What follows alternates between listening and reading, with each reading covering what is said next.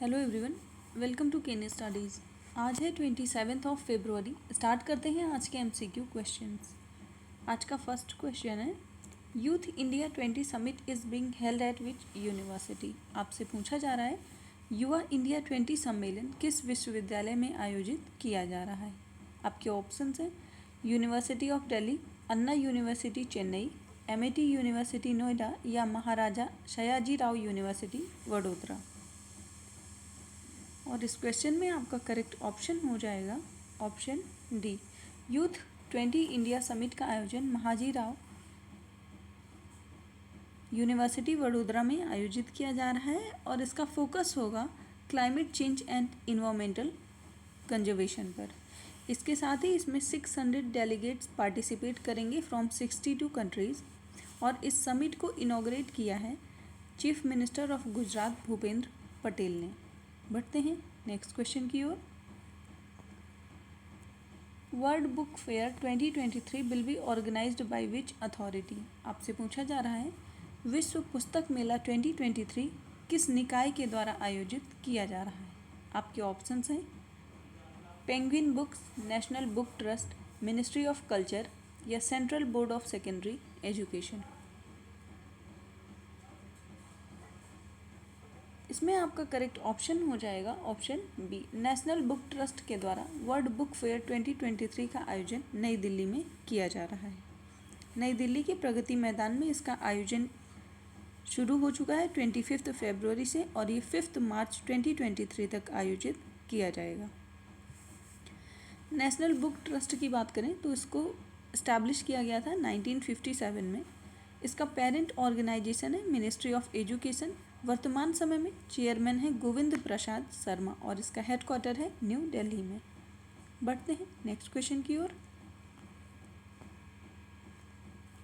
In February 2023 financial action task force suspended the membership of which country. आपसे पूछा जा रहा है, फरवरी 2023 में फाइनेंशियल एक्शन टास्क फोर्स ने किस देश की सदस्यता को निलंबित कर दिया है। आपके ऑप्शंस हैं ऑस्ट्रेलिया, रसिया, ब्राज़ील या बेल्जियम। और इसमें आपका करेक्ट ऑप्शन हो जाएगा ऑप्शन बी, रसिया की सदस्यता को निलंबित कर दिया गया है FATF के द्वारा। इसके साथ ही FATF ने साउथ अफ्रीका को अपनी ग्रे लिस्ट में शामिल किया है। FATF की बात करें तो ये एक global money laundering and terrorist financing watchdog है। इसका हेडक्वार्टर पेरिस फ्रांस में है। वर्तमान समय में प्रेसिडेंट हैं टी राजा कुमार। इसको फाउंड किया गया 1989 में बाई G7 कंट्रीज़। वर्तमान समय में इसके मेंबर्स हैं 39 कंट्रीज़। इंडिया ने इसको as a full member join किया 2010 में। बढ़ते हैं नेक्स्ट क्वेश्चन की ओर। Which of the following statement about देखो अपना देश स्कीम इज आर करेक्ट। आपसे पूछा जा रहा है, देखो अपना देश योजना के संबंध में कौन सा कथन सही है, ये आपको बताना है। आपका फर्स्ट स्टेटमेंट है, the scheme aims to push people specially the middle class citizens to travel broadly in India rather than flying abroad. Second, the scheme will provide financial assistance to those travelling to less frequented और far off destinations. आपसे correct statements पूछे गए हैं और आपका correct option हो जाएगा option C. आपके दोनों ही स्टेटमेंट सही हैं। देखो अपना देश इनिशिएटिव के तहत ही अभी हाल ही में IRCTC ने ऑपरेट किया है बाबा साहब अम्बेडकर यात्रा एक टूर पैकेज। बढ़ते हैं नेक्स्ट क्वेश्चन की ओर। Which country sought an urgent UNSC meeting as North Korea test fired 2 more missiles. आपसे पूछा जा रहा है, उत्तर कोरिया द्वारा 2 और मिसाइलों का परीक्षण करने के बाद किस देश ने तत्काल UNSC बैठक की मांग की है। आपके ऑप्शंस हैं इजिप्ट, फिनलैंड, जापान या ऑस्ट्रेलिया। और इसमें आपका करेक्ट ऑप्शन हो जाएगा ऑप्शन सी, जापान के द्वारा ये तत्काल मांग की गई है। बढ़ते हैं नेक्स्ट क्वेश्चन की ओर। Who was recently nominated as the president of World Bank by US President Joe Biden? आपसे पूछा जा रहा है, हाल ही में अमेरिकी राष्ट्रपति जो बाइडेन द्वारा विश्व बैंक के अध्यक्ष के रूप में किसे नामित किया गया है? आपके ऑप्शंस हैं जितेंद्र बग्गा, राजेश मलिक, अजय बांगा या रवि दुबे। और इसमें आपका करेक्ट ऑप्शन हो जाएगा ऑप्शन सी। अजय बांगा को नॉमिनेट किया है यूएस प्रेसिडेंट जो बाइडेन ने as a president of World Bank. बढ़ते हैं नेक्स्ट क्वेश्चन की ओर। The Mukaab is a new development project associated with which country? Mukaab जो कि एक नई विकास परियोजना है, हाल ही में खबरों में रही है। आपको बताना है इसका संबंध किस देश से है। आपके ऑप्शंस हैं सऊदी अरब, इजराइल, फ्रांस या ऑस्ट्रेलिया। और आपका करेक्ट ऑप्शन हो जाएगा ऑप्शन ए। मुकाब का संबंध सऊदी अरब से है। ये एक न्यू डेवलपमेंट प्रोजेक्ट है जिसको अनाउंस किया है सऊदी अरब के crown prince and prime minister Mohammed bin Salman ने। ये एक एम्बिशियस प्लान है जिसका एम है to build the largest inner city building in the world named मुकाब।